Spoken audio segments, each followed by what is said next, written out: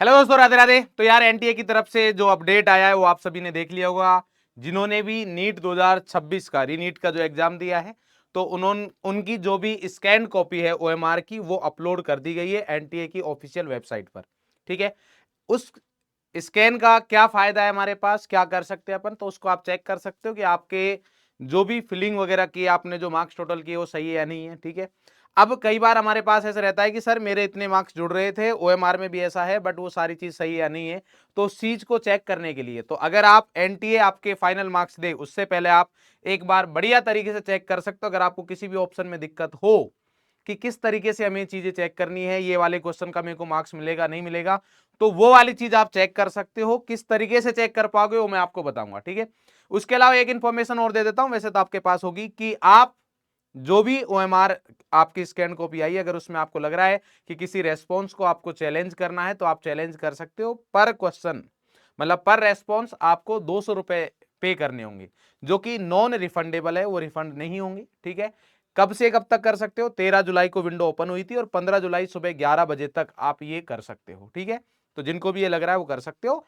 कब आपके लिए ज्यादा आसान रहेगा, जैसे कि मान लीजिए हमारे पास आप एक बार ये चेक कर लोगे तो आपको पता चल जाएगा। अगर मान लीजिए आपने कोई और ऑप्शन टिक किया है, दो आधे आधे ऑप्शन टिक किए हैं, उनमें से एक को पढ़ रहा है वो एक को नहीं पढ़ रहा, इस तरीके की अगर चीजें आती है जो कि आप यहां पर चेक कर सकते हो, तो देन आपके लिए आसान रहेगा कि इस पर्टिकुलर ऑप्शन को, इस पर्टिकुलर ऑप्शन क्वेश्चन को आपको चैलेंज करना है ना। अब किस तरीके से आप ये चीज कर पाओगे वो मैं बता देता हूं।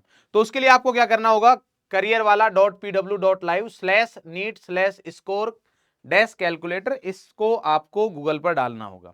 तो आपको गूगल पर डालने की जरूरत भी नहीं है, आपको क्या है, इस वीडियो के नीचे आपको फर्स्ट कमेंट पिन किया हुआ मिलेगा, उसमें आपको ये मिलेगा, तो उस पर आप क्लिक कर दीजिएगा। देन आपके सामने ये ओपन हो जाएगा। ठीक है, इसमें आपको क्या बताया गया है, इसमें बताया गया है कि जब आपको ये स्कैन कॉपी आपकी ओएमआर की अपलोड करनी रहेगी तो उसका सही तरीका क्या है अपलोड करने का। सही तरीका है मेरे भाई ये वाला जो तरीका है वो सही है, और ये वाला जो तरीका है रॉन्ग है। इसमें बहुत सारे तरीके हैं, रॉन्ग कौन कौन से वो मैं बताऊंगा। सही तरीके में हमारे पास क्या है कि जो एग्जैक्ट आपके पास कॉपी है, जो आपका ओएमआर है, स्कैन कॉपी है, तो उसमें आप जब देखोगे हमारे पास तो आपको देखेगा कि ये ग्रे कलर की हमारे पास राइट में, ग्रे कलर ही लेफ्ट में है। तो जितना ग्रे कलर वाला पार्ट है ना वो आपको कट करना है, वहां से क्रॉप करनी है चीजें, राइट में भी लेफ्ट में भी। और ऊपर की तरफ भी क्या करना है, जो ग्रे वाला पार्ट की जो हाइट दे रखी है वहीं से क्रॉप करिए, और नीचे से भी आपको यही सेम काम करना है।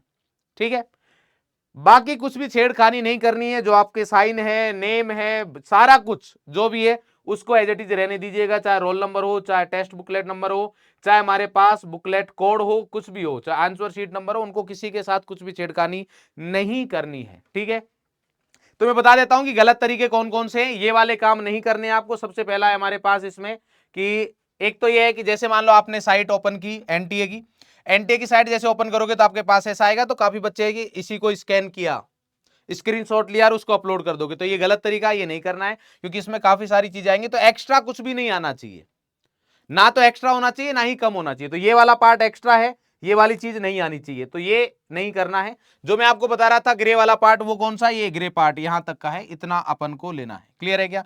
नीचे भी ग्रे पार्ट जहां तक दे रखा है वहां से कट करना है। दूसरा हमारे पास क्या है, यहां पर अगर आप देखोगे तो यहां पर ये चीज दे रखी है डिस्क्लेमर वगैरह, तो ये वाला पार्ट आपके पास नहीं आना चाहिए स्कैन कॉपी में। समझ में आ रही है बात?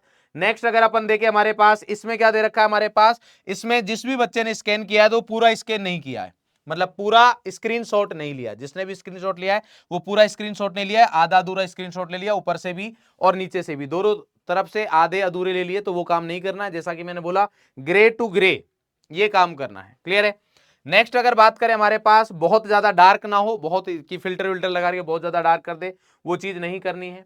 नेक्स्ट हमारे पास जब आप मान लीजिए ऐसा ना करो कि मोबाइल आपने लैपटॉप में ओपन किया, वो जो आपके एनटीए की ऑफिशियल वेबसाइट है वहां से, और देन आप मोबाइल से फोटो ले रहे हो, तो उसमें मोबाइल जो लैपटॉप वगैरह है या टैब वगैरह है उसकी स्क्रीन भी आ गई, तो वो वाला काम नहीं होना चाहिए। नेक्स्ट हमारे पास यहाँ पर ये देखिए एक्स्ट्रा कुछ भी लिखा नहीं होना चाहिए, कभी आप वो कर दो। नेक्स्ट हमारे पास यहाँ पर चीजें दे रखी है कि ये इस तरीके से आप अपने रोल नंबर वगैरह, नेम वगैरह उसको नहीं हाइड करना है। ठीक है,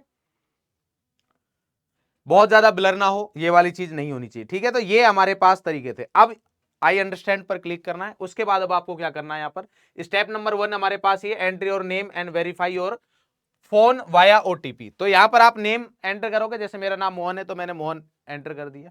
उसके बाद आप यहां पर मोबाइल नंबर ऐड करोगे। प्रीफरली जो आपका पीडब्ल्यू का मोबाइल नंबर है, जो आपने पीडब्ल्यू के ऐप पर जो किया हुआ है वही रजिस्टर जो किया हुआ है उसी को यहां पर आप करिए।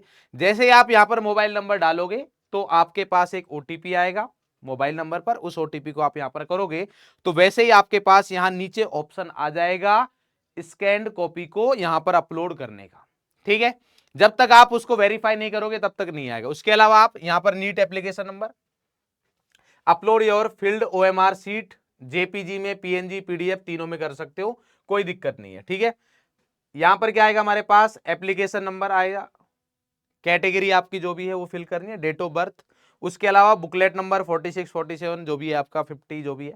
उसके बाद हमारे पास यहां पर आपके पास वो अपने आप से ऑप्शन आ जाएगा ओएमआर को अपलोड करने वाला। देन आप यहां पर ओएमआर को अपलोड कर दीजिएगा।